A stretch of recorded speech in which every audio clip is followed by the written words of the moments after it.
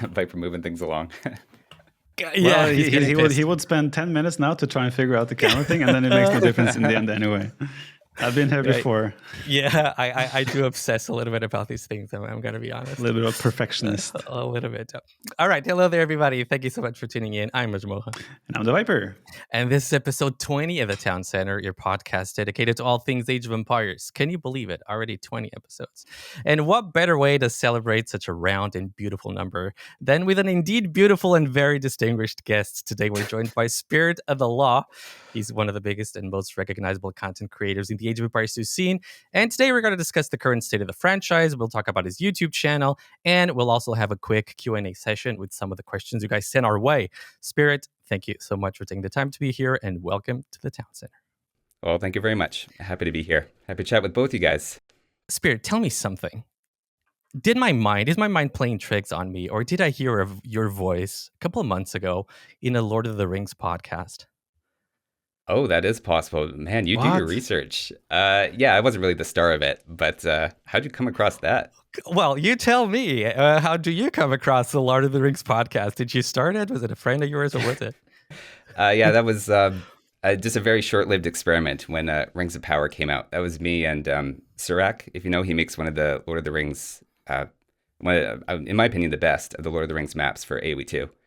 So I reached out to him, and then him and another friend of his, and we just gave it a shot, but everybody's busy. You know how it is. Oh, you're a big Lord of the Rings fan? Yeah, I would say so. Can we just talk I'm not Lord like of a the super Rings? fan. While we're here, I'm a big fan. Let's talk Lord of the Rings. Who cares All about right, Age of Empires? So did you watch the most recent Rings of Power? No, actually not the most recent one. I'm going to watch that tonight. Why? How is it? I feel like the show's heating up though, man. It is, but the lore, I'm not sure how deep into the lore, right? I've read the Silmarillion, but... oh, okay, then you know your stuff. It's totally different. You can't really compare the show and the books. Okay, Nelson is gonna get pissed at us if we continue. No. I'm gonna piss you guys off, and I'm probably gonna piss the viewers. And I'm already thinking if I should do it or not. But if you hate my hot takes, my friends, get your fingers ready because we're about to send some ammunition your way. So listen, I watched all of the Lord of the Rings, of course. They're entertaining movies, definitely, but isn't the plot just so incredibly cheap and predictable? I'm about to leave this podcast for good. Wow. Okay. I'll go. I'll leave right now. No, please tell me where I'm going wrong. Isn't it just like, good guys are up against an impossible task and they go through a lot of suffering, a lot of courage, and then they beat the bad guys? Isn't it just That's every movie, bro. Every movie you ever watched. No, not every good movie. That's the point. Let's just move on. He's just trolling. This has to be a troll. Next. No, I'm serious. The depth and the world building of Tolkien, Middle Earth. Yeah, it launched the whole genre, man. It's okay. And so I hear this comment. I hear this comment a lot of times. Are the lore and the languages and all of that. But in my opinion, a masterpiece, if it is to be considered one, should stand on its own.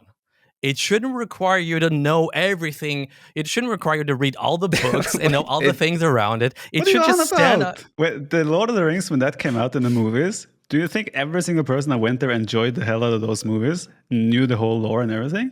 Of course not. No, but that's what I'm saying. It's an entertaining movie. The visuals are gorgeous. Uh-huh. Yeah. I just think that the plot is just so cheap. Okay, let's move on. You just hopeless. Okay, we'll move on. We'll move on. That's fine. I'm 2v1 here as always. In any case, my friends, if you find yourself enjoying the show, we would very much appreciate it if you guys would like, comment, and subscribe to the channel. It's free and it does help us a lot. We're also available on Spotify, and if that's how you prefer to listen to us, make sure to rate us 5 stars. All right, so Spirit, listen up. Last time we spoke, the Dynasties of India was the most recent expansion in the game. And since then, we've had the release of Age of Empires 2 for the Xbox with, controller support and all those things.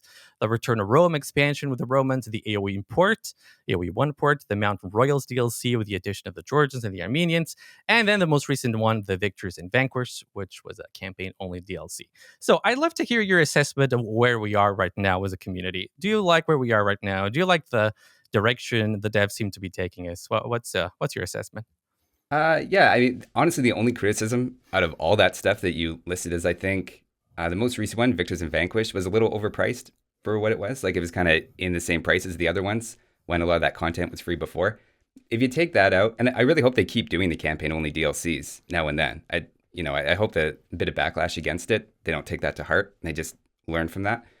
But I don't know. I really trust the hand that the hands of the game is in right now, and I trust Forgotten Empires, and I think they're doing a good job. And I think they come out with smart ideas for new civs, and I think they're doing it at the right pace. And the balance updates are great. Like honestly, I feel really good about where the franchise is at.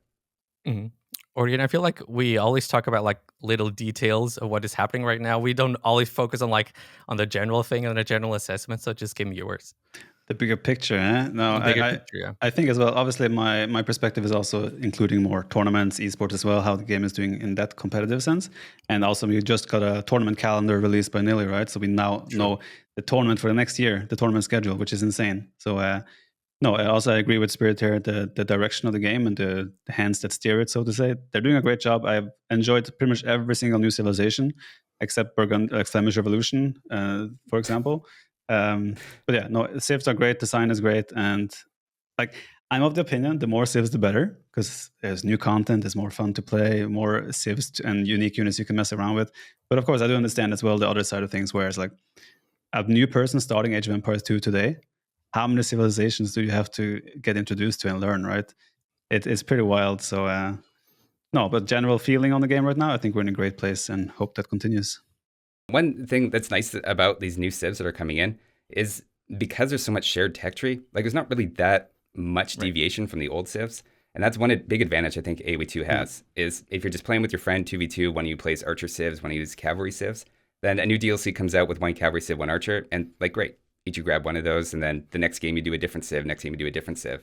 Like it's not this big monumental shift. And I think that's actually something working in AoE 2's favor in that regard. Yeah, I agree with that. It's just the tiny details. If you actually want to like make the most out of your civilization, right? You need to remember, what civ bonus does this and this have, right? But in a more generic sense, yeah, the shared tech tree is good for that. It helps a lot. Mm-hmm. And it's like, I don't think if you're thinking about the vast majority of the player base, I don't think there's tiny little differences in bonuses. I don't think that's what's deciding games at the lower levels. I think that's something that it's more in the professional player base, so to speak. Yeah, so I was very surprised ever since DE was released at how much investment has been from Microsoft's part. I guess I was hoping they would, release a civilization every now and then. But you have so many things, so many investment, and you see them really trying to capitalize on the franchise. You have like the Xbox support and all those things. You have the AoE import, which just talked about. There's the animated profile pictures. You have all the DE versions, which is, I think it's them just trying to put everybody into the same ecosystem. Though with the AoE 1, I'm not entirely sure if that actually worked out to the Vietnamese player base, which is what they were probably hoping for. And for sure. yeah, what we just talked about, that there are campaigns, the victors and vanquished. I agree. I hope they don't learn the wrong lesson there, because there's been a lot of bad reviews if you go to Steam. But, and I don't think this is a coincidence, when the whole thing was released, we had the biggest peak in player base, and like peak concurrent players on Steam. That was 30,000, I believe. That was the biggest peak since February 2021. So it really tells me there's a lot of interest in something like this. It's just like, I don't know, was it the way they communicated? Was it too expensive, as it just said? It's probably one of those things, right? I think with that as well, it's like, I mean, money is relative to everyone, right? How much this is worth to you is maybe different to me, right? But how many missions are there? Like from 14, 19? 15? 14, 19. Oh, sorry, I thought it was a little higher. Yeah. I know a lot of them are like previously made and was free beforehand, yeah. But like if you think about it, how many hours of enjoyment or campaign do you get from those 14 to 19 missions, right? For me, $15. I think that was the price, right? $15 or something like that. It's 12 US. 12, is yeah, what I remember, yeah, something like that. So it's like I would get more than my money's worth for the amount of time I would have spent on completing those campaigns personally, right? So I think I understand though that it feels pricey, especially since some of the campaigns were made before. But honestly, like I don't think it was too bad. Mm-hmm. I think you're right, Spirit. I think it was like 14 civs that are the same. They've just been slightly reworked, and then 4 that are totally new. I think that's what it was. That sounds familiar. Yeah, I think so. I think they're only missing like skins, like regional skins, maybe. There's this guy on Reddit. He makes a post. I think it's every week. I'll make a meme about the Persian architecture every week until devs actually release a unique architecture skin. It's pretty funny. What's wrong with the Persian architecture? I guess he wants a new one. I guess folks want a new one. Wants a unique one for Persians? Yeah. Okay. It's sharing like with other civs, right? So are they just not Like, with Saracens, sharing it with Saracens for sure. I mean, I know nothing about history, so me you too. tell me what's special about the Persians. I don't know, but I just know this guy is doing it all the time. I did actually have one point I want to bring up on the last thing you were saying before we move on, though, which is like I know you're talking about there's a lot of support for the game, and with the DLCs and also the tournaments and all that. Do you guys think there's enough support for community stuff outside of that? And I'm just curious to hear your thoughts on that, because like I even feel like just like a small amount of funds set aside, there's so many community projects that I really don't want to see leave that are costing people money to keep going. So like a great example is like AoE2.net back in the day that so many websites depended on and then just kind of shut down. There was never any official support there. So I'm kind of curious because like I feel like there could be more support. And even for like your podcast, Kings and Plebeians, that's what it was, right? Yeah, Like, well, it's sort of dying down a little bit in favor of this one, but yeah. No, totally. But like even back then when you were doing that, like that was a huge service to the community. And I really think that if there was some sort of community pool of money that you could apply for and say, here's my podcast. I want to start upgrading to the next tier so I get better bandwidth and blah, blah, blah. And can I get recuperated for some of those costs and stuff? And Microsoft supporting the game in that way more with community rather than just totally the ways that they're doing it right now. And it's just kind of an idea that I think that there's a little bit of potential in. Absolutely. What I think might be happening is, and speaking out of my ass totally, but from Microsoft's perspective, if something does not give you like a tangible return, it's very hard, I think, to justify. I think they get that there's goodwill, though. It's not just tangible return. There's like we're doing good and our community is happy with us. And that happy community brings in new people who then buy new stuff. Like there's definitely keep the community happy and that's good. And they get that, I'm sure. But where do you draw the line, right? If this is getting support, like where do you draw the line? That's hard, right? There's going to be so many people then that also are incentivized to maybe do some community projects. And like what counts? Like does my live stream count as a supportive to Microsoft? Well, there's a big jump though between your stream and kind of what I'm talking about. I'm talking like Krakenmeister's website is like a 20-something-year-old university student. Yeah. And his Civ Builder website, more than half the mods in the workshop are his thing. And the community is just donating a small amount to this guy. Crazy. I feel like that kind of thing when you're doing something, or even the Rome at War mod, where they're paying people to make all the arts and stuff, and you have how many tens of thousands of downloads of that. I just feel like that's the only place that Microsoft could be a little bit more supportive for the game, and maybe I don't know.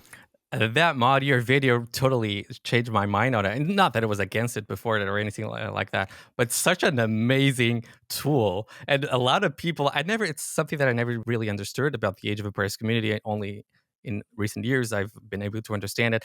People love history. I never played Age of Empires 2 because of the history part of it. I never cared for it. I just think it's a fun game. It's just fun to play. But so many people love the history aspect of it. And, and that's why I have all these discussions about historical accuracy and all of those things. And I think a tool like that where people get to create their own civs, for those folks, it's just got to be such an amazing tool, right? I totally get it. Totally get it. Yeah. Well, Microsoft, more support for community projects. You heard it here first. From Spirit, no less. But yeah, how much do you play, bro? Oh yeah, well, you want an hours? Like, what do we mean? How many days a week? Let's go with that. How many days a week? Oh, I probably turn the game on 6 days a week. Okay. To actually like sit and play a game online, or you mean just testing out something against the AI? I don't know. 5 games a week, let's say. Okay, so you don't really play with friends too much, because last time we spoke, you said team games were more your jam. It's something that you like to do, and 1v1's not so much. Maybe is that completely disappeared now, or do you still play with friends? No, I still like to play with friends, and usually, it'll be like 3 games back to back. But yeah, no, usually like Saturday night or something. It gets kind of tough because people, graduate university and they get kind of busy and they get their jobs and they get their families. You guys know about that. Life gets a little busier, I'm sure. Yeah. Do you play with your Spirit of the Law name, or do you play with another alias? No, I make another one. You get too many questions and people targeting you and all that stuff. So it's a lot better when you just go anonymous. So you're a Smurf. People like to complain about Smurfs all the time. You're not really. Well, I'm not like hiding my, Yeah, no, I get it. You just recently featured a custom scenario. What was that? Game of Thrones, I believe. Did you see that video, by the way, Viper? I'm not trying to put it on the spot. No, I'm not. Just Game of Thrones campaigns or scenarios. I've seen it before in terms of like an overview. It's just so messy. to me. It's just so messy. There's a lot of changes. Yeah. It just seemed to me there's so much depth to it, and I was surprised at how many things people think, how many different layers and aspects of it people have in mind when creating these things. So it's like custom scenarios, something you will play every now and then. Oh, I love custom scenarios. Yeah.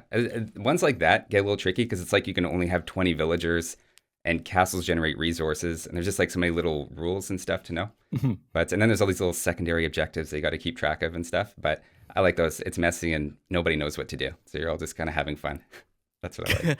It's so fun. That's the kind of game that I actually hate because I want to know what to do. I hate when I'm lost and I don't know I'm at something like that. It's so hard for me. This explains your Lord of the Rings comments. It's all right, well, there you go.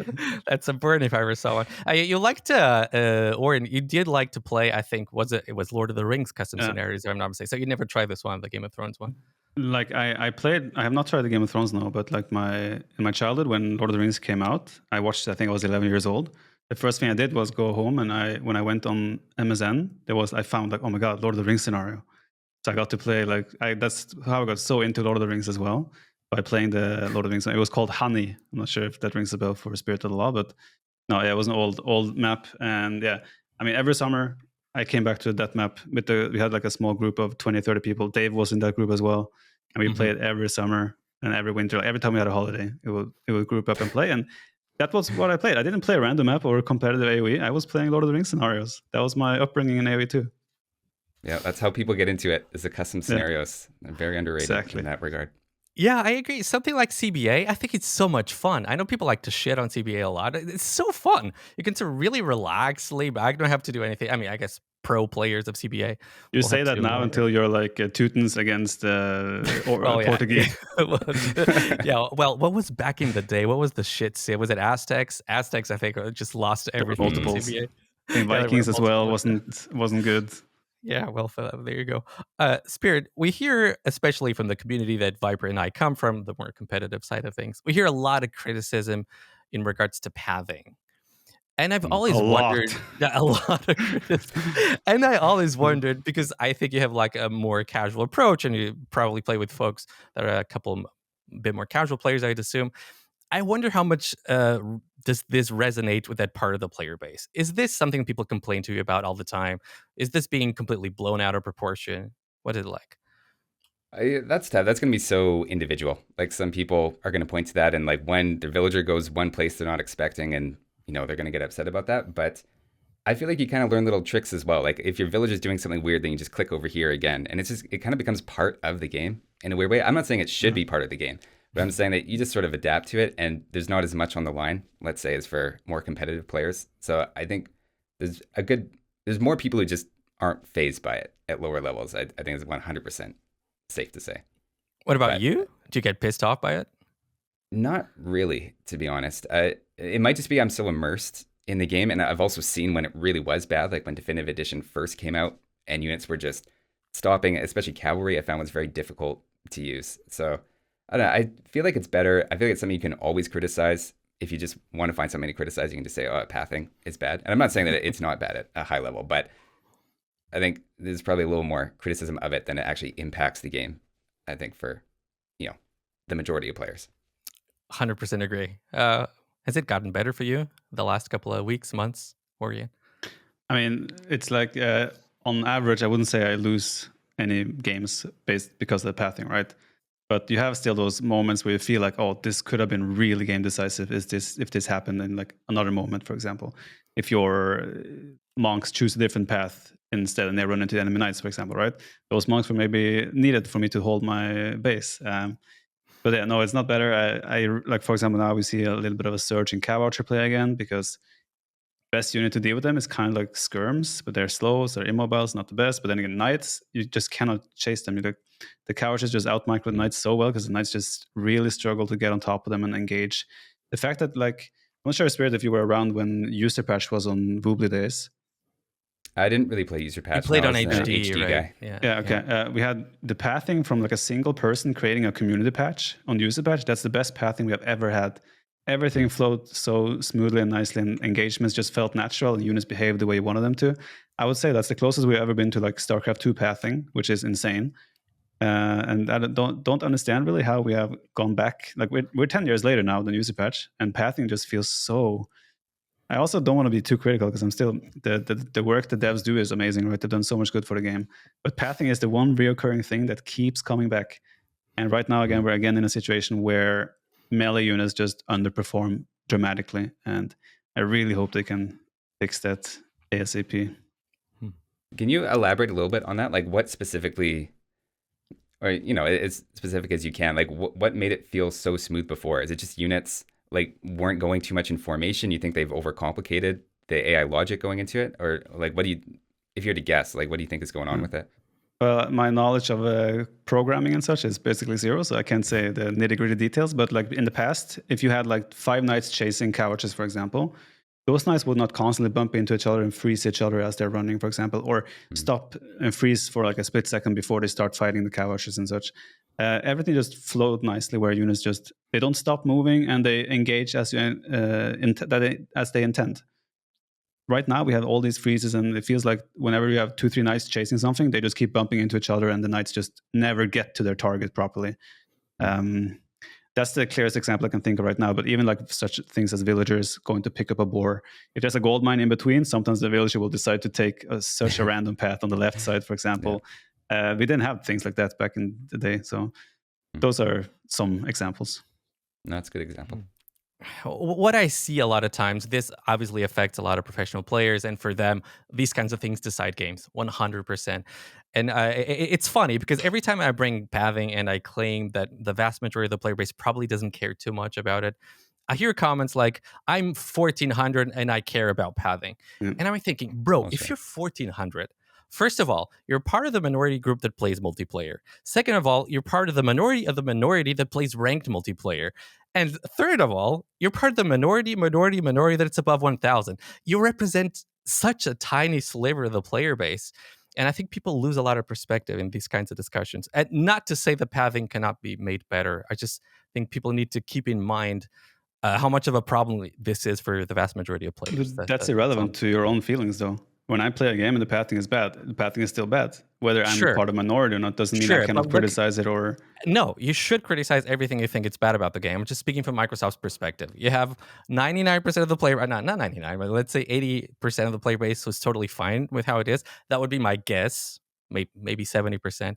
And if it costs a lot of resources to fix, that doesn't mean they shouldn't fix it, Orion. Let me make it incredibly clear. Yeah, it's a matter of where you put your priorities, But we also have Age of Empires is being displayed in front of some tournaments where there's 30, 50, 80,000 viewers.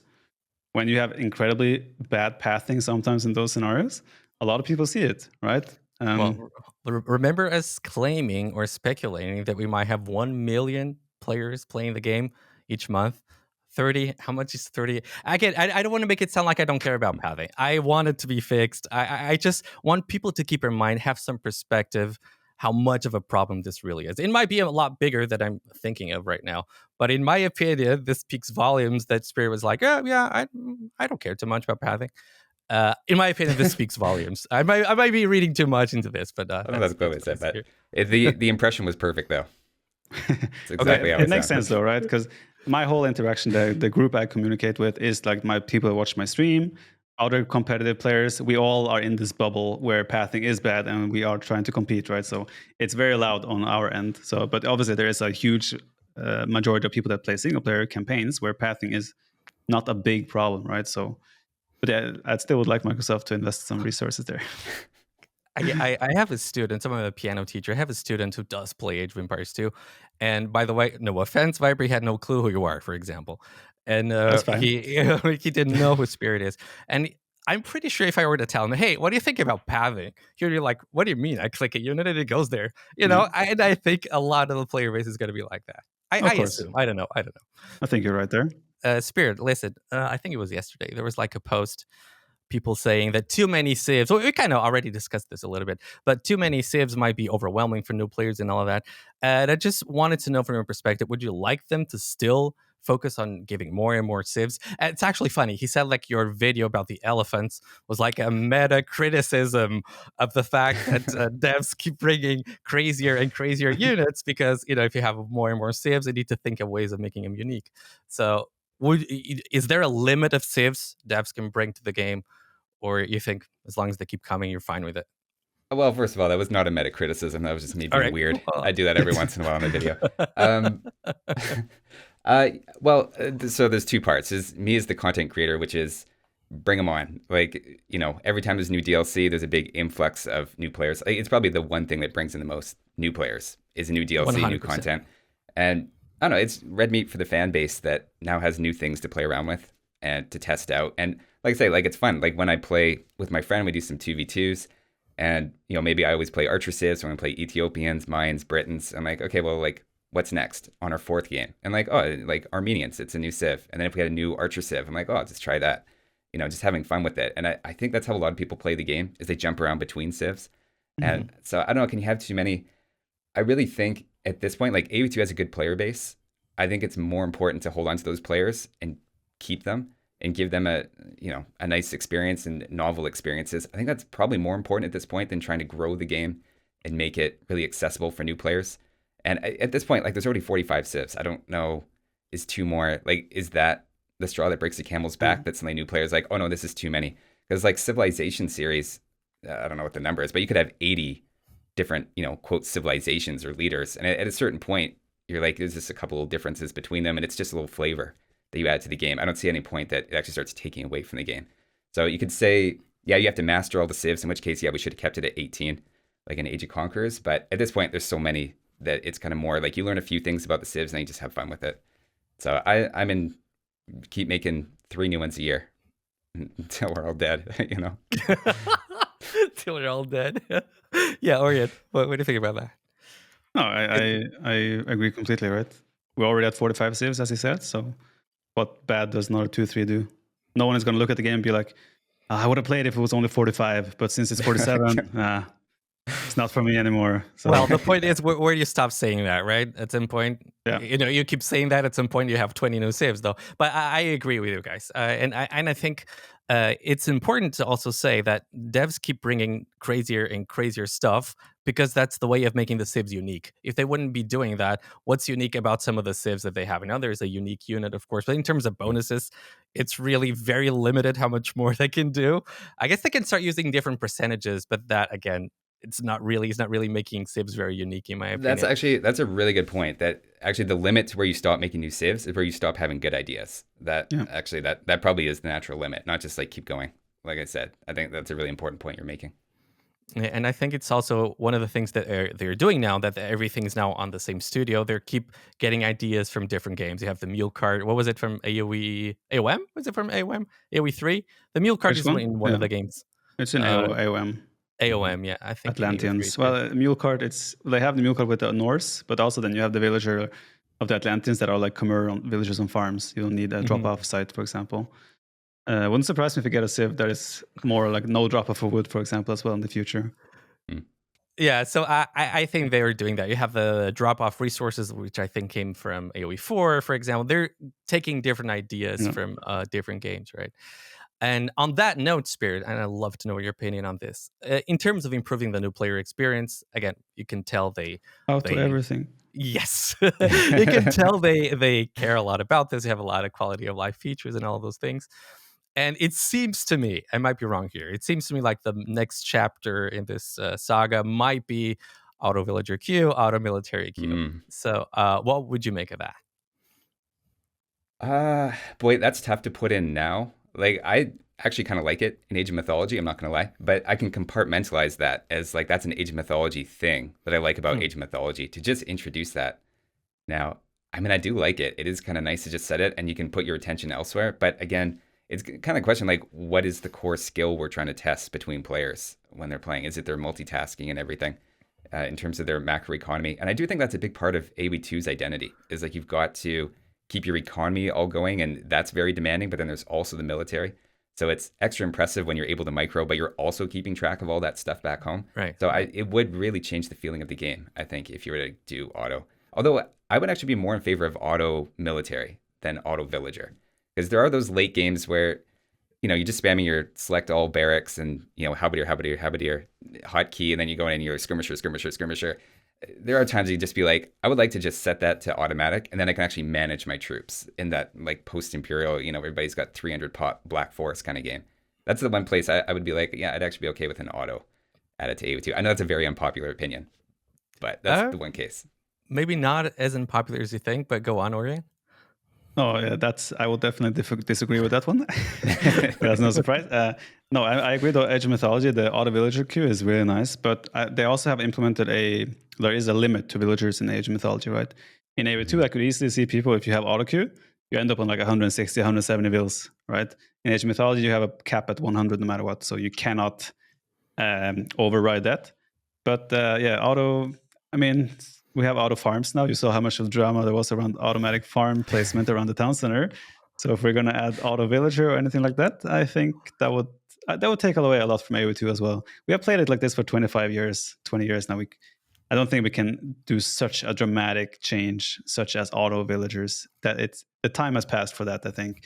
Even if it's like deemed as a good quality in Age of Mythology, and we want to borrow things from all the Age games to improve every single game. Yeah, it would take away too much of AoE2's identity. And I also, like Spirit, I think it's also something I can identify as, this is an Age of Mythology thing.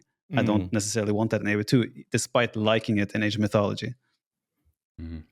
That's actually an interesting point, that it's too much part of the identity for us to now change. Now, one thing I will say, I played AoM now for the first time, I retold, never played it before, and there's no way I would have even a slight bit of fun playing the game without the whole auto everything. I used the economy presets. I was the whole range of stuff. And I'm thinking and this was also one of the first new games that I played in a long time. So I kind of forgot. I'd forgotten how overwhelming a new game, especially a new RTS, can be. And I really was feeling for all the folks that are trying Age of Empires 2 right now. How incredibly hard is this game to play, man? It's just so incredibly tough. So I wonder, what would you guys say? And I'm totally receptive to the criticism that it changes too much of the identity of the game. I'm 100% receptive to that. But what would you guys make of something like implementing it, but putting a disadvantage, putting some sort of handicap on it? Maybe a villager now takes 28 seconds to create instead of 25. Okay, I see differing opinions. Tell me, Spirits. Back me up here, bro. I think that's a really interesting way to do it. All right.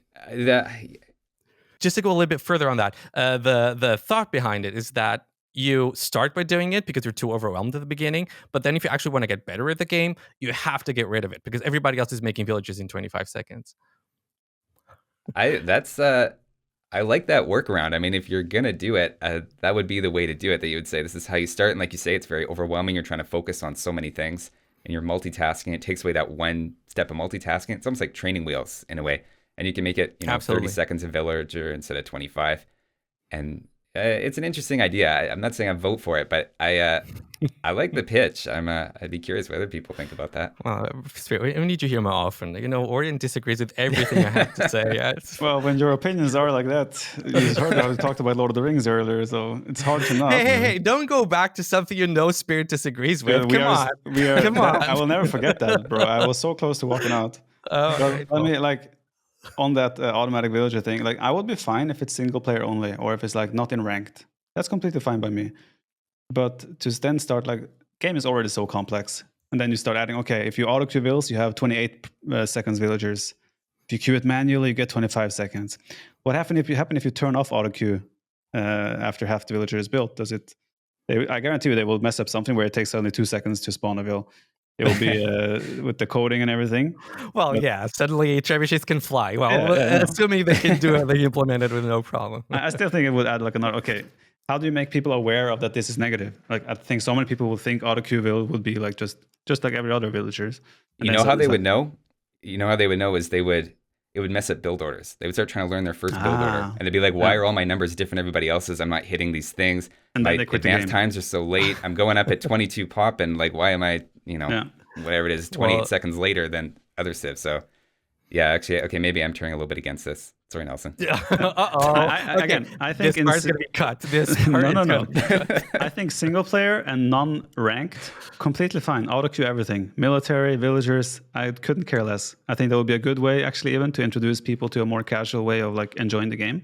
If you want to like dip your toes into multiplayer, I think that would be a great way for people to also feel like they're more accomplishing more with their game than if they jump into ranked and get like thrown around by experienced players.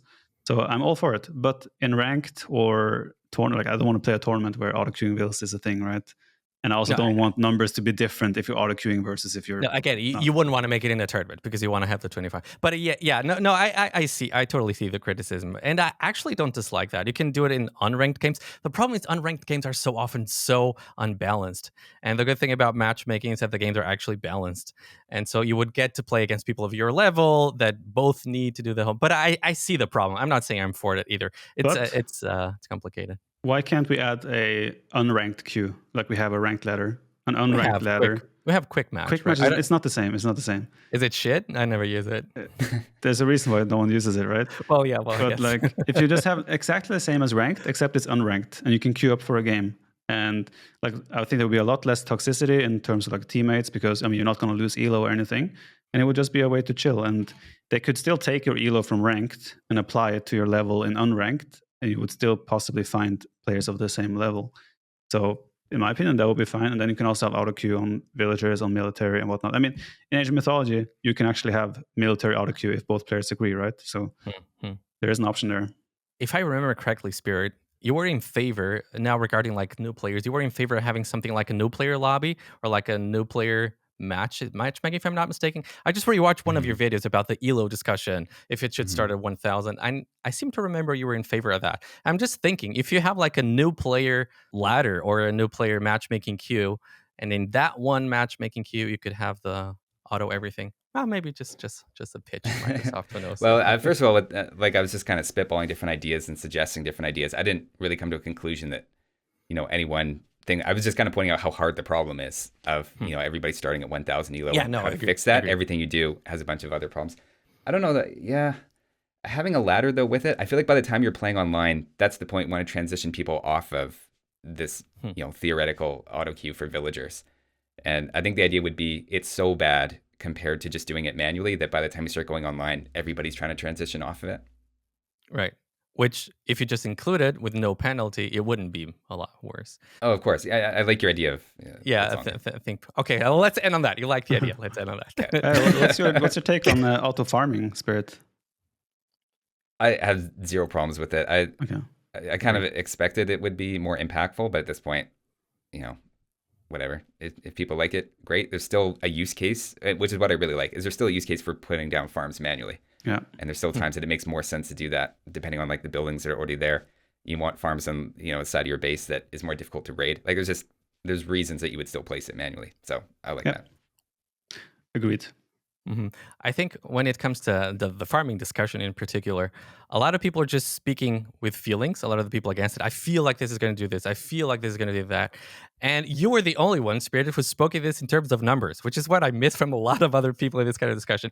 You actually calculated how much better is it in terms of resources collected if you use auto farm, and the difference was negligible, right?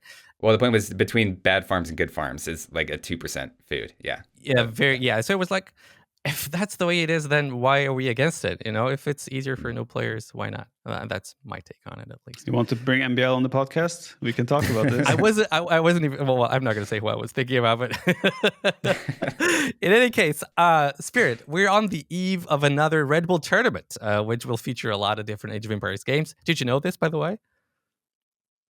No. Okay. All right. So, well, you say we're on the eve of this. This is happening tomorrow. No, not tomorrow, but very soon. So we will have Age of Empires 1, 2, and 4, and Age of Mythology Retold, though the main focus is going to be Age of Empires 2. So Age of Empires 1?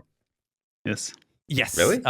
Because of Vietnam. It's a huge thing in Vietnam. Apparently, it's by far the biggest game in the franchise, just because of the Vietnamese I knew that part, base. but do they tune into the They Red do. Bull They thing stream on Facebook as well, right? And they get a lot of views there. Oh, okay. Cool. Yeah. All right. Sorry, I didn't mean to interrupt you. Keep going. No. So interrupt me as much as you want. Yes, There's one guy It's like a superstar. The guy. What's the name? I don't remember his name, but I know he has his own like food brand. Yeah, and he's got his things own like that. food It's brand. crazy. It's ridiculous. So when he was in Heidelberg last time he was here for one of the Red Bull tournaments, he had like his entourage. You know, he had like a team, like a cameraman, I believe, and I think he had somebody cooking for him too. They brought their own rice cookers as well for him. Did he win? Because this is going to be embarrassing if he lost. Everybody knows he wins. I think Okay. one, right? I think so. I have no idea. No, I think no one can beat him. I think that's the whole point of the thing, at least. Okay. In any case, so last time we spoke, and you kind of already answered it, but you didn't follow tournaments at all. Is that still the case, or have you started following a bit more? I would not say I follow it more. So, okay. Yeah, every once in a while I kind of know something's going on, but yeah, I don't know. What was the last tournament you watched? Oh boy. On the spot. A while ago. Yeah, I don't know. Something when I didn't live here. So. Dude, last time you were living there, because I recognized the room. So that was over 2 years ago. Yeah. All right, putting you on the spot, but it's totally cool. I mean, you don't have to follow. It's not like it's a bad thing or anything. But I'd be really curious about this. And now back to serious. I would have thought someone like you, who really busies himself with the game and spend a lot of time with the game, would be a lock for tournaments. So what is it about tournaments that you don't like or that doesn't excite you? Is it the settings? Or too rigid? What is it about? The players. No, see, it's nothing personal with AoE too. Like, this is just kind of how I am with everything. Like, I love baseball, but I'm not going to watch a baseball game every day, or even a World Series necessarily. But like, if you're like, let's go play catch, like, absolutely, you know what I mean? Mm-hmm. So I just kind of like, part of it is I also, maybe this, schedule thing you guys mentioned, maybe that'll help. Like, I don't even know necessarily when they're going on. Like, sometimes in the game, it'll have a little pop up and it'll tell you, something's going on right now or whatever. But yeah, no, it's nothing personal. It's just I like to do things more than I like to watch things. Yeah, not saying it's personal. I just would have thought someone, who really cares about the tiny nuances and the details of the game. Do you really get that in the tournament though, just by watching it? Because it's more of like hype up everything kind of thing. I guess there's a little bit of analysis and stuff that goes on that maybe you think I'm into. I hear criticism of the casters. I hear a clear criticism of the casters. What are you talking? It's fine. The title of the podcast will be "Spirit Calls Out the Casters" or something like that. Oh yeah, I got you, bro. I got you on record. Totally. A fair point, actually. Fair point. A lot of the nuances that are happening, only players know about. So that's actually a fair point. What do you think about it, Viper? I mean, there's a lot of times where I watch casters as well, where I'm like, I can tell. I mean, they also don't bring out the tiny little details of what's going on, right? Well, I'll recognize it as a player that has the experience and well knowing that I do of the game in the multiplayer sense or competitive sense. Whereas, like, I understand why they don't bring it up, and maybe they don't know about it themselves. But it's like they'll do way more on the surface level casting, right? And I completely understand for someone that prefers to play the game rather than watch the game, it's not necessarily going to be that interesting to them, right? I would say I'm the same as Spirit in that regard. With I also, like, honestly, I don't watch many tournaments. Like, I'll pay attention. I'll pay attention to the big ones, like when my potential opponents are playing and such. But I way rather play myself. It's the same with anything else in life. I way rather do things myself than sit and watch someone else do it. But people are different, right? A lot of people want to watch people do things that they cannot do themselves, right? And tournaments are a part of that, where you get to see the best of the best go at it, and that's an interesting thing in itself. But no, I mean, I think if I wasn't a competitive player myself, I would probably also not watch tournaments myself. Do you watch streams from time to time, Spirit, or not at all? Even in other games, maybe? There's so many good things to watch, There's so many. Lord of the Rings. Other great series. Yeah, Lord of the Rings. I've probably seen that 10 times. I'll swallow my pride like on that usually one. when I'm editing, I'll have something on the second monitor, and it's less so streams these days, but I would say I've probably watched at least a bit of every major streamer at some point. Oh, cool. For sure. Cool. You never chat though, do you? Do you have like a alt account on Twitch? No, I got an account under my name because I joined a couple people on Twitch at one point, but no, I usually don't chat. I mean, the chat just kind of goes by so fast. So yeah. And also, trust me, if you type one thing there, you're going to be tagged by 20 people in a row. Dude, yeah, nobody's going to leave you alone. Okay, cool. That's good to know. That's good to know. Okay, so I'd like to talk a little bit about your YouTube channel and what you're doing. So last time we spoke, and I believe most people are going to know this, Spirit, you're a math teacher, but back when we spoke last time, you were only teaching once a week, I think, and YouTube was like your main occupation. Is that still the case? Have you started teaching a bit more? What are things like for you right now?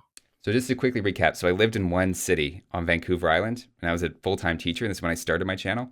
And then just before COVID started, I moved to a different city on Vancouver Island, and that's when I was teaching 1 day a week. And then I got laid off when COVID started. So it was just kind of like a 6-9 month period there that I was teaching. And then I moved to a different province, and you have to recertify and everything, and I have not done that. So no, I am not currently teaching. Although I did have a great idea for if I ever get back into teaching. I want to make a course that's content creator course and go and pitch this to a high school and then try to recruit some kids in the class, and I'll teach them how to edit audio and edit video and all that stuff. I think a lot of kids would sign up. Every kid thinks YouTube's awesome. So That's cool. Dude, Yeah. 100%. Well, how serious are you about it? You're like, I'm going to do it at some point, but okay. I'm just kind of putting together what I would do for the course. And then you got to get certified, and then you got to go to a school a bit, and then you got to pitch the idea, and then you got to recruit the kids. Like it would be a huge thing, but at some point that would be the way I get back into teaching, I think. Not full time, but doing something like that. Which channel do you show the kids on YouTube? Do you show them your own channel, or would you, like, if you want to like show them how things can be done, would you go to like these Fortnite? kids already watch YouTube. Viper, I'm not introducing high school kids to YouTube. They've Yeah, already you want got to show there. like the specifics of editing and like the tricks here and there what you do with editing, right? Well, that would be like they all have a computer, and you have a computer, and you're showing them on the screen Okay. how to do something, and then you would give them an audio, and they would have to edit it down, like Okay, reduce the plosives and the sibilants and all the That sounds like technical something stuff. I would be interested in when I was younger. So All right, well, come go sign for up. it. I'm too old now, but Okay. I'm sure there will be plenty of interest. If I'm not mistaken, a lot of kids say that they want to be YouTubers. Like, so one of the professions that it's like highest on the priority list of kids, it's like being a YouTuber or an influencer would probably be the actual answer. But that's funny. If you want to be teaching that course, Spirit, it's very important to recognize mistakes people make. So when you look at not necessarily the Age of Empires 2 community, but just in general, what are the most common mistakes you see like new YouTubers? Nelson always wants to bring out the drama. Now What do you mean? I'm trying to he's- learn. You're looking I'm for trying someone to else learn. that he calls out, and you're just gonna put in the title. Bro, I'm trying to learn from the biggest content creator in the scene. I don't know if that's true, but boy, I don't know. There's a lot more ways to make mistakes than there are ways to do it right, if that makes sense. So calling out every single what mistakes. I mean, it's almost the reverse. You have to think about like what is the pathway to success. And to be honest, I've only had the one YouTube channel have success, so I can't speak to all the different ways. But the way that I see the most success is people start out in a niche that is very small, but there's some sort of like hardcore fan base in it. So like the guys who are laughing right now are the people who started a channel about Fallout, Fallout lore a few years ago, and then the TV show comes out. People who did a Lord of the Rings channel, they started in 2012 when it wasn't really hot, but like, everybody agreed, like everybody in the world agreed the movies were amazing. And also, somebody's showing up and almost everyone. Okay, everybody but one. Yeah, you won't forget about that one. Or even me starting out in the AoE2 channel or in the AoE2 scene. There was a passionate following, but it was still kind of small, and people hadn't professionalized it quite yet. Whereas at this point, I mean, I don't know how you would break into the AoE2 scene. There's so many, not just content creators as the face, but also they all have editors behind them. And so you're really trying to break into something that's been professionalized to a certain degree. And I would say you got to find niches that haven't gotten to that level yet, unless you're just so good and there's just something so compelling about you that you can break in. So I think that would be the main thing, is you're just targeting the wrong thing. You're trying to jump into a scene that's already fully fleshed out when you're an amateur. And that usually doesn't go well. I don't see a lot of channels. That's not really the success story that I see over and over from really successful channels. Yeah, no, yeah, I think, like people ask me all the time as well, right? Like, what advice would you give to a new streamer? I'm always saying, like, don't try to do this and be like, oh, I'm going to do this for a living, right? This is going to be my job. I think a lot of people fall into it by accident, what becomes like a successful channel, live stream, YouTube, whatever. And yeah, if you try to go with it with the mindset of, I'm going to make money, I'm going to become popular, I'm going to make this my job, the pit, like if you fail, it's going to be such a big fall for your mental, I think, as well. No, I agree. Like Age of Empires as well, right? Someone starting today, if it was like 1600, random 1600 on like Nelson, for example, you start streaming and you're like, oh, I'm going to stream. Okay, what are you going to do different, right? If you want to watch gameplay videos, Hera is already streaming. He's recognized as the best player. Is someone going to watch you over Hera? Probably not. If you start a YouTube channel and you want to make like, okay, what's the most effective lumber camp? Spirit of the Law already has that covered, right? You have to do so much. You have to find something unique, like Spirit is saying as well, where you can target that and expand on that. Right now, it's borderline impossible to come into Age of Empires 2 and do something. And I think that same goes, actually, I mean, it makes sense. It goes for every other game and franchise or whatever in the world as well. You need to have something unique about you for it to happen. So, if I understand things correctly, Spirit, YouTube is still your main thing. Is your main occupation It right is, now? yeah. Okay. By the way, this I don't know if you saw this, but someone commented on our last interview 2 years ago. I'm actually going to read it to you because you might enjoy this. Spirit was actually my homeroom teacher for a few years. It was really cool to hear about his perspective of being a teacher, since I remember some of the things he mentioned. Fellow students finding his channel, hitting 100,000 subscribers. I can definitely say he was well liked by the students as you predicted. So that's actually pretty fun. And you did tell me that story last time, but there was this one instance where you were running across the school and some people knew you're Spirit of the Law and they start shouting, "Hey, Spirit of the Law!" Yeah, that's gotta be so. Has anything ever, anything like that happened again? No, that was the high point of my life. Everything's been downhill from there. I've never been recognized again. Yeah, that was it. That's so cool, though. So music played a huge role in your life, too, if I remember correctly. And you were even talking about maybe recording like a studio, like a home album. Has that materialized or not necessarily? That has not materialized, no. But I don't know. I still like music, and music played such a huge role. Like, I probably never would have had my Spirit of the Law channel if I hadn't already played music and known how to edit audio. And even my first videos that I made was actually trying to, so, you know, when you're starting off as a musician, you're trying to get your music out there. And I was like, how do I get people to discover this? And I was like, oh, I'll just make a YouTube video on like something else that'll bring people in, and I'll just put my music in the background. And then somebody will be like, oh, what's this song? Like, I should check this out, right? So I was doing like, you know, top 10 conspiracy theories that turned out to be true. And like, you kind of do these like clickbaity YouTube things, and you put your own song behind it. So that was kind of how I got into video editing anyway. So that's a brilliant strategy. It actually worked because people talk about the intro song for your channel all the time. So it's 100% worked. Orion, a little bit unrelated, Orion, but I just thought about it. I need to know. Spirit, you know Adam Neely for sure. Do you know his channel, Adam Neely? It's very, very familiar. What does he do again? It is like what would I call it? Like a music theory educator on YouTube. It was one of the first ones. Yeah. Okay, I know who you're talking about. Yeah, it was one of the first ones. Like, and so when was this? Like 2 years ago or something. There was like a Q&A video with him, and he said one of his favorite hobbies is to follow professional Age of Empires on Twitch. And then a little bit later, he even had like an Instagram story where he said, "Oh, the best player in the world just followed me on Instagram or Twitter or whatever." That was Viper. So did you guys actually talk, Orion, with each other? Was there a couple of messages exchanged or something? Like, we have had interactions, but mostly like through Twitter, like not like private message or anything. Would be like liking a tweet or such, right? Or a comment under a tweet. We haven't like talked directly in person, no. Man, how cool would that be? He's got like 1 million subscribers or something. You want him on the podcast, don't you? I don't know. I mean, if I really wanted him, I would have pressed you on it. But I don't think he probably is not going to know much about. Hey, Adam, if you're listening, bro, shoot us a message. Tweet at us. Tweet at us or whatever it is. Spirit. So a lot of people wonder, how do you come up with the topics for a video? So is there a limit for stuff you can talk about in Age of Empires 2, or you have like 20,000 ideas still ahead of you?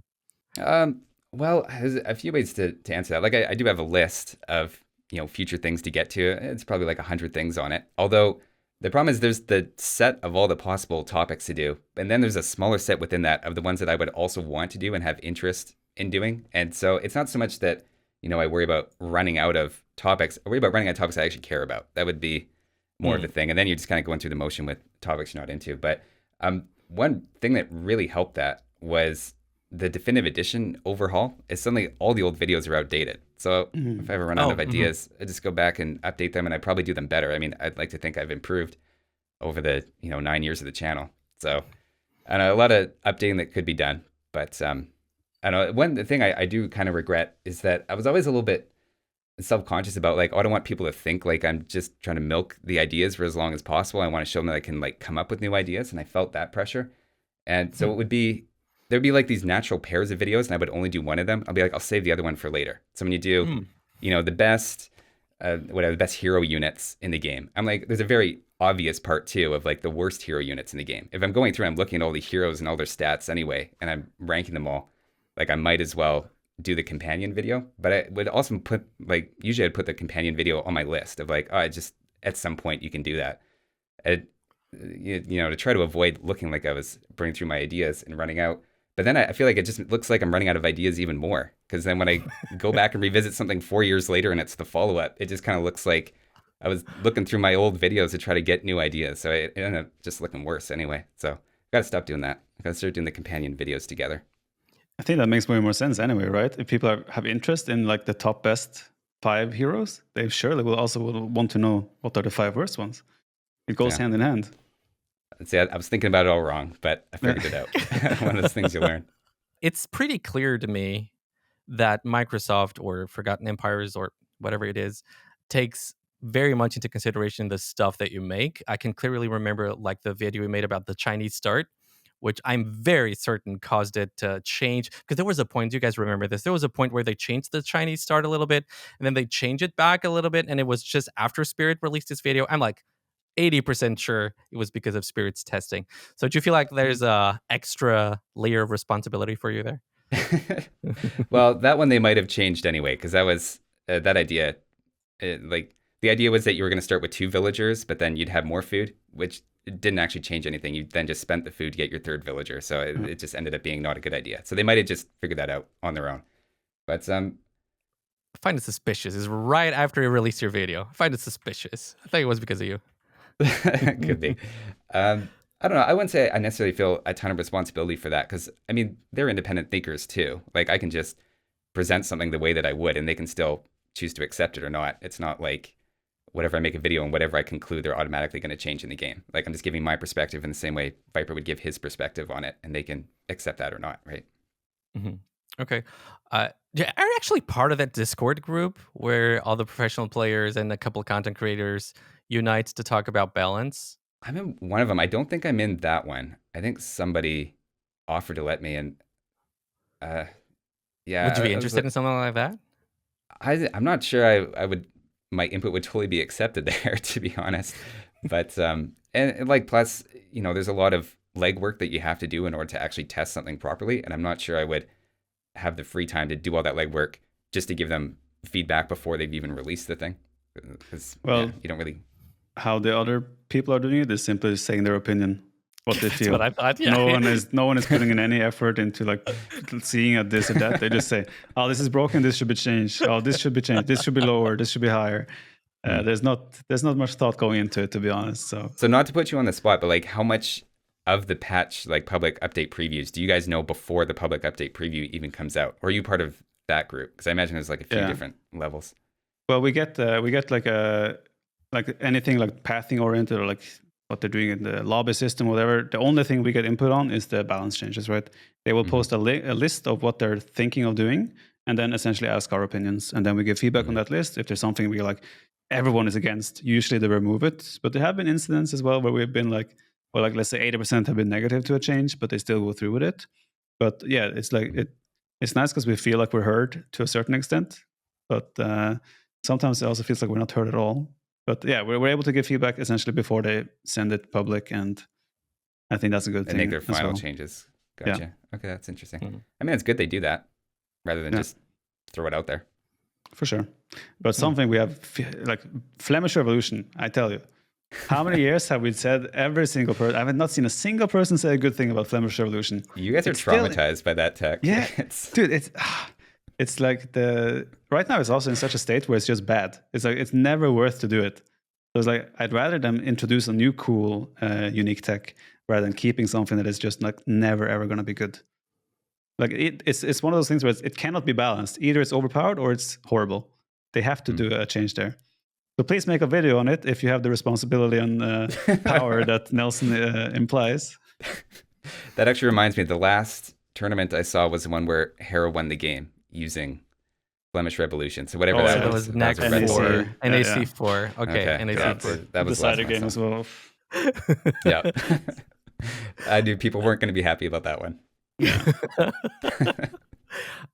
Yeah, okay. I have an unpopular opinion about Flemish Revolution, but I've given enough of those. Your this opinions are podcast. always Yeah, I've given enough of those in this podcast. I'm gonna keep this one for myself. I wonder, Spirit. A lot of people have spoken it because streaming, YouTubing, all of those things are fairly new. And a lot of the streamers very recently, I want to say, I've talked about like the mental toll of being a full-time streamer, being a full-time content creator, that we're always chasing numbers. Man, this Mm. stream was worse than last stream, or I don't know, this month was so much worse than last month. Do you feel something like that yourself as a full-time content creator? Is it different on YouTube? How is it like for you? Do you feel this pressure of always having to deliver? No, I know what you mean. There's kind of two parts to that too. There's the pressure while you're actually doing it, and then there's the pressure when you're looking back at numbers. And I think those are two kind of different things. I do think YouTube is much nicer on you in terms of the pace. Like I can take a break whenever I want. I usually don't do any work in the mornings. That's just kind of my routine. I usually start around noon, and then we'll work till like 6, 7, 8, whatever it is.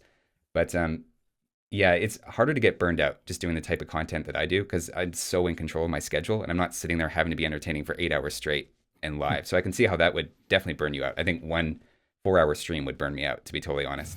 But then there's, like, I get what people are saying about the numbers and stuff, but and it's nice when numbers are going up. But I feel like at the times there's DLCs and there's stuff. I keep saying stuff. I feel like when there's new DLCs, the month is so good that it kind of makes up for a bunch of bad months leading up to it. And so I've just kind of learned that even if it's a down month, it's very easy to psychologically just kind of put that aside and be like, whatever. There's good months and there's bad months, and you just kind of keep going. And obviously, our expectations were kind of reset during the whole COVID thing for 2 years, where all the numbers like tripled, like for everybody, like all the old videos. Like for example, I think on my channel, the average video on my channel has 250,000 views. If you take the total views divide by the number of videos, it's 250,000. Wow. 250,000. I've had one video in the last year break 250,000. Okay. So it's like one in a year is matching my average. And that's just because that COVID boom was so nuts that every video before that just exploded. So you deal with it. I don't know what the good way to kind of deal with that is. Everybody's going to have their own kind of mental mechanisms for dealing with stress and pressure. But I think the healthiest thing to do is to realize that this is not a permanent career. Like when you're doing content creation, like this is very much, there's a point that you're going to be irrelevant, and you just have to enjoy it during that point and, make the most of it and have fun and just accept that at some point it's going to start to decline. And then you can either move on to something else or just run your channel into the ground. And I mean, I've seen lots of channels that do both. They kind of walk away to a bit of a high, and channels that, they've got 300,000 subscribers, but they're still, all their new videos get like 200 views because they're just not ready to let go. So everybody's got their own kind of way of approaching that. But I think just try to have fun with it and be appreciative of the success that you have is, I think, the best way to approach it. It's kind of the only thing you can do. Orion, thoughts? It goes back to what I said earlier. Like, I think when you do content creation, you kind of fall accidentally into it. So yeah, just enjoy the ride for as long as it lasts, right? Try to set yourself up. If you have good months, put some aside maybe and like set yourself up for the future. Especially if you're relying on this as like, if this fails, I have nothing else, right? Mm-hmm. I think it's very important to be realistic as well when numbers are down, to the point where, is there a chance that they go up again? Can I do anything to make it go up again? Of course, you can wait until you have tried every option, but yeah, be realistic as well and realize when, admit defeat. Don't hide bills in corners is what I'm saying. Just resign when it's time. That's good. Yeah, no. But again, yeah, it's also like, if you don't enjoy what you're doing and you're chasing numbers, it's a negative spiral. I would say get out of it as soon as you can. Yeah. No, it's very hard. Like, still content creation today, like 20 years ago, content creation was barely a thing. How many people made a living of content creation? I don't know what streaming is going to look like in 20 years. We don't see no streamers that are like 50 years plus, because no one started streaming 20 years ago. We don't know what the future has. YouTube as well, it's still relatively fresh in terms of a livelihood. So who knows what changes? It's also like, you don't have full control over where you're producing your content. YouTube might come out tomorrow and be like, by the way, guys, from now on, you only get 10% ad revenue. That's going to everyone's careers have flipped on the heads, right? Could be the same with Twitch and live streaming. Whatever decisions those platforms make impact how you can proceed with your content as well. So it's very important to be flexible and realistic, I think. I love this section. So you both guys are saying, and I never heard anyone say this before, this is going to end at some point. Enjoy it while it lasts. And I think it's one of those where that's my takeaway. You obviously hope that if you're enjoying it, that it never ends, but you cannot control that, right? At some point, maybe like my fan base is like probably the same age as me almost on average. At one point, I assume most of them will have families to attend, and when I'm 50, are those 50-year-old people still going to sit there and watch me click around villagers? It's possible, but who knows? I think so. Yeah. I think so. That's the thing, we don't know, right? So like I said, enjoy the ride and just be ready and flexible depending on how things play out. All right, Spirit, you've covered a little bit of AoM in your channel, and you were pretty positive about it. So is it going to last?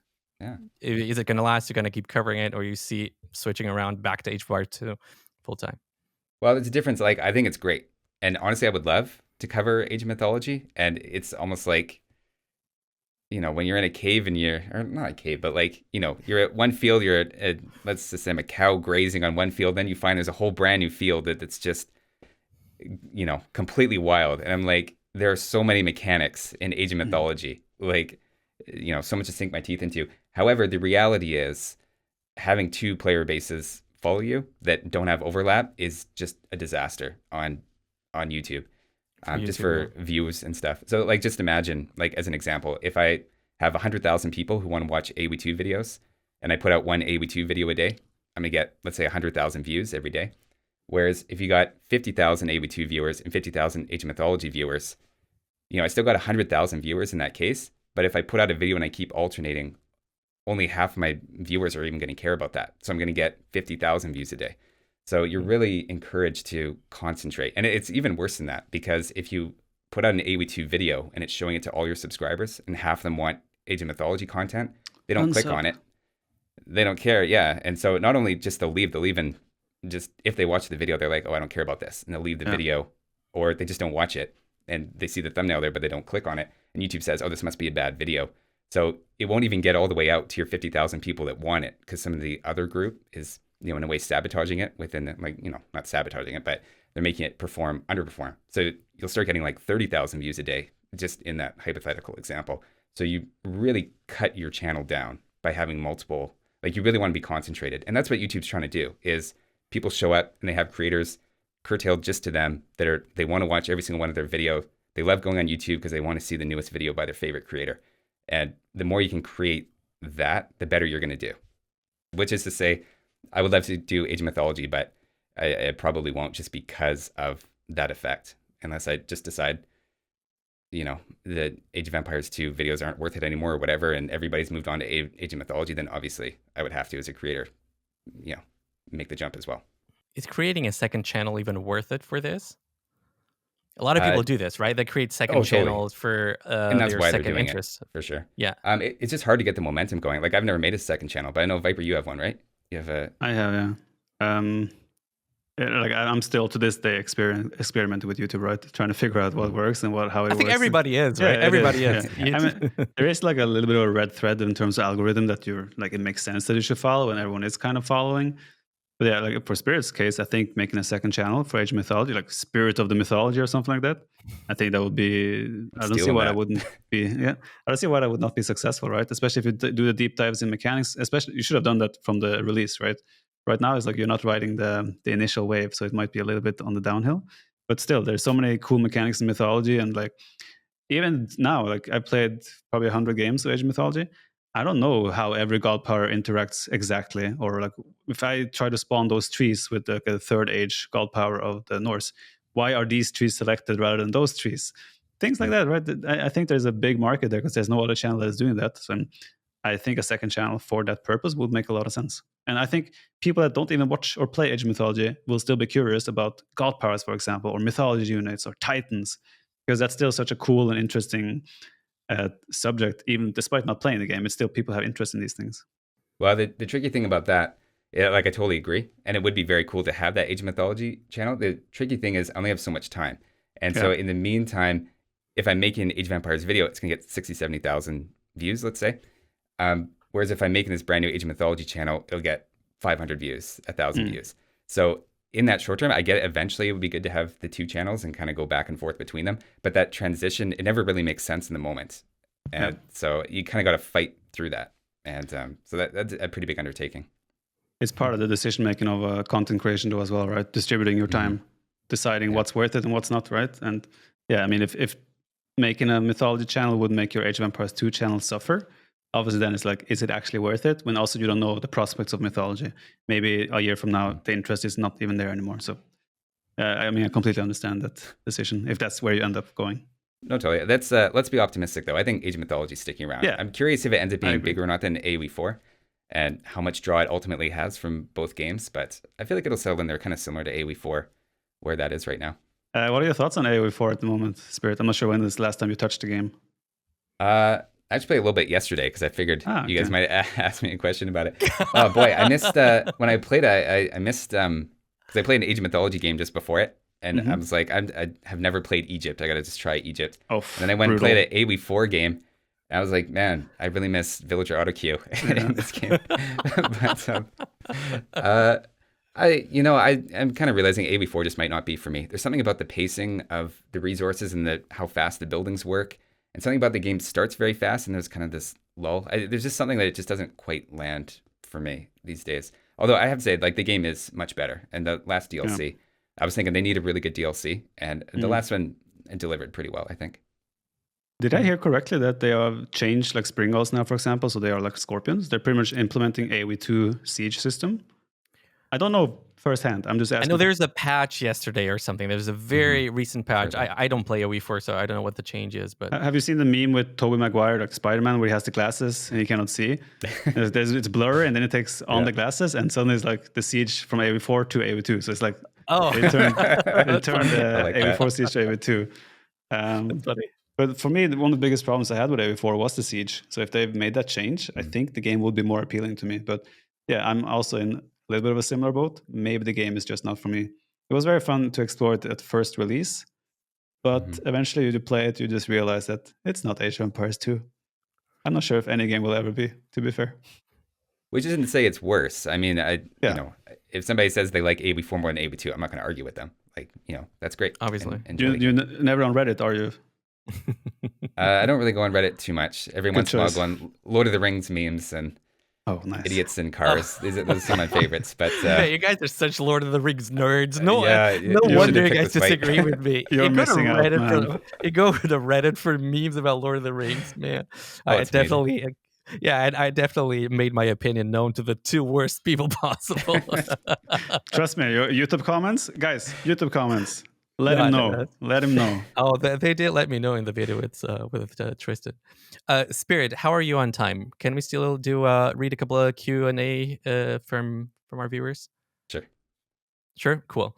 Yeah, Orion, you have the list. It's in our document. Well, we just you want to do every other? Yeah, just read it in turns. First one, me, because the second one's better for you.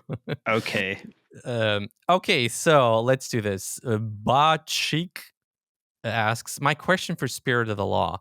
As someone who spent so much time explaining the mechanics of AoE, what do you think are the most difficult things for new players, which the game should do better to explain or assist with? From my perspective, as a low elo scrub in AoE 2, I feel like the easiest thing to grasp is the early economy, yet it's the focus of assists in AoM and the tutorials in AoE 2. Combat is the most difficult and opaque part of the game, as well as the most consequential, yet it feels like the game does little to onboard new players. Thanks. Don't you have to read the whole... I forgot to say the thanks. I felt like the question was too long. I wanted to get Spirit to that thanks made it so much shorter.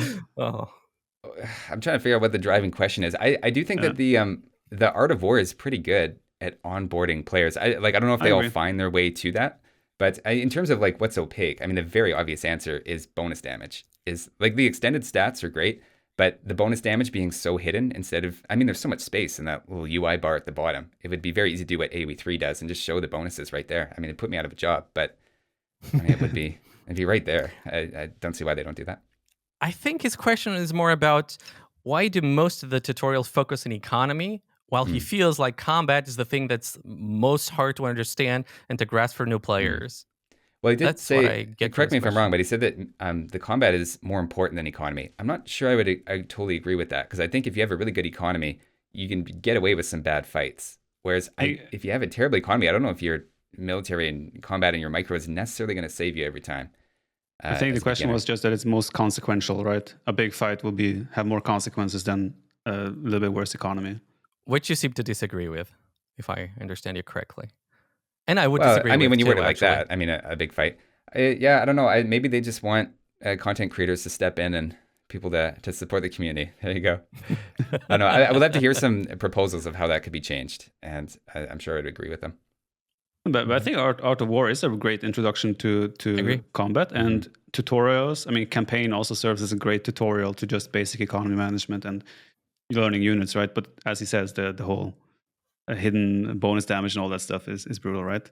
Let's go on to the second question. Wait a second. I want to say Oh, something about that. That's one of my biggest critiques, actually, about Age of Empires 2 right now. One of the things that I hope at some point is changed is that they should expand that Art of the War a lot more. Mm. I mean, they have so little. They have something. It's good. But, why not have like a Scouts build order or I don't know what? Just have a couple more tutorials. And you could even, make a community effort out of this. Make a competition for the best, I don't know, scout build order, and whoever wins gets $500. I don't know. Just make it a bit of more community effort in order to get these things done. Would be something that I would wish to see. But They might be saying that the community already does such a good job of having resources out there, yeah, and but it's not most games they have centralized. that. Well, yeah, but most games don't really hold your hand through a lot of yeah. things. Like learning Hearts of Iron 4, when I tried to get into that, there's nothing in the game that tells you how to do it. You got to go online and you got to watch YouTubers and figure out what you're doing. Like a lot of games are like that. You But, cannot central. Hmm? so I was going to say maybe Age of Empires is a little different because Hmm. it's an RTS game and maybe you could argue. But yeah, I keep making the point. Art of War is good and maybe they could expand it. I like your idea.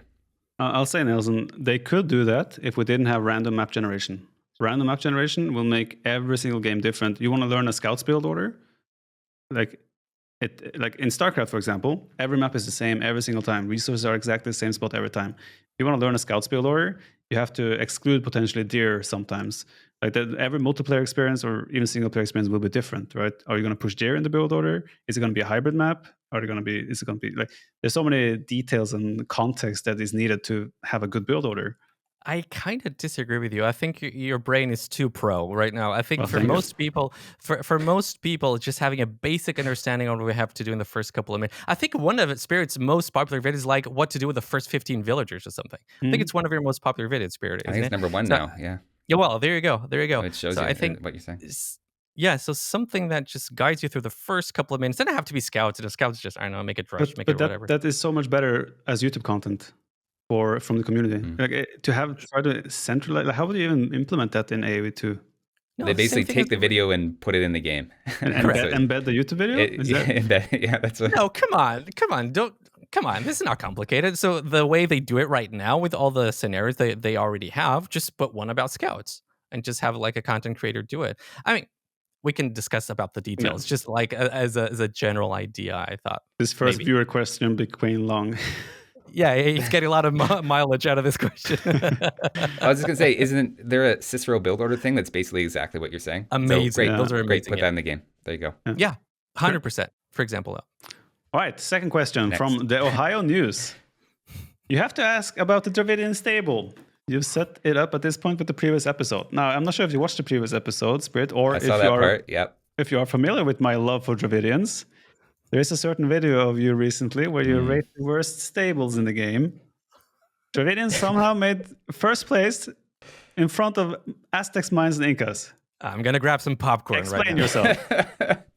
Well, okay, I figured you'd ask about this. Okay, can we agree that if we take out the American civs, the bottom two are Koreans and Dravidians? Or do you not even concede that? No, I will concede that. Okay. Well, my thinking was in trying to figure out those two. And I mean, obviously, as a YouTuber, you kind of want to have the surprise ending.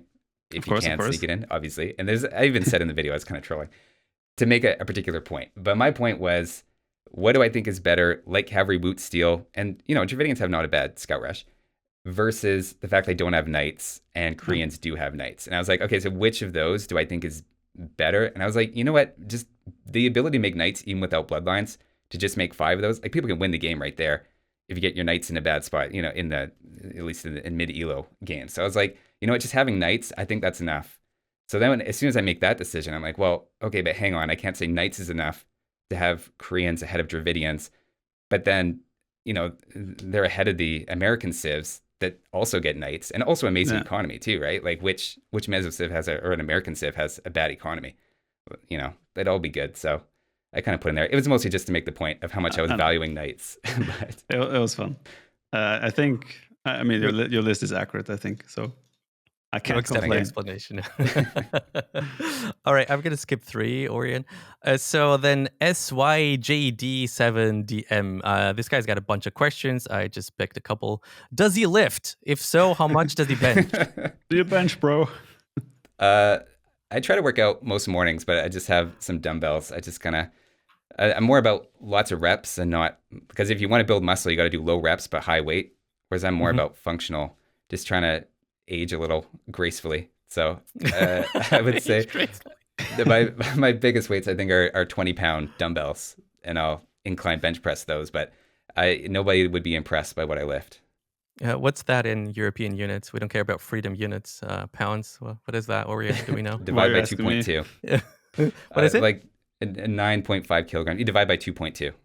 So 9.5 divide by 2.2. Good luck with that. That became a way more in-depth answer to do you lift, bro, than I imagined. But that's cool. Then he also asks. Will we see Masmorra versus Spirit of the Law in Age of Empires 2? Ooh. Want to fight me, bro? What's your elo, if I may ask? You may not. I actually don't know. Okay. I don't know my 1v1 elo, to be honest. Okay, you're free to speculate.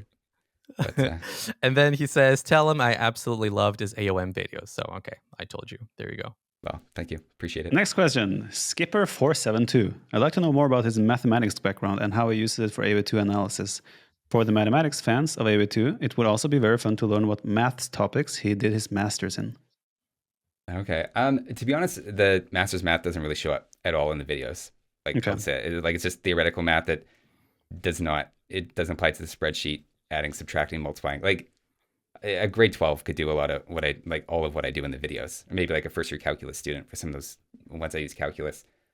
So my master's, there's a couple different types of masters. You can do like a master's in math with a thesis where you have like a real specialty you dig into. And then you can just do a master's that's just coursework. And that's the type that I did. So it was just 10 different courses that are sort of a step beyond when you do an undergrad degree in math. So it's kind of all sorts of courses. But I don't know, I like stats.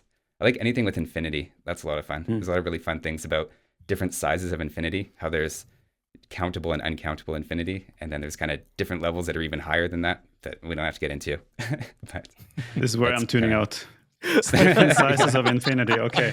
Yeah. Well, I'm on the same boat here. Okay, so we have Quakango. And I promise this is not my alt account or anything. When is the Spirit of the Law versus the Viper versus T90 quiz show coming? Oh, God. I don't know, man. I don't know. Spirit, how are you on AoE2 jingles, like the introduction songs? You should be. You know, I've watched those, and I feel like I'm on par with you guys. Maybe slightly better. You know what kills me though? He said better. Well, maybe, but what kills me is the villager lines, where it'll just be like a random female villager line, and like I can't get any of those. I have no idea how anybody. Really?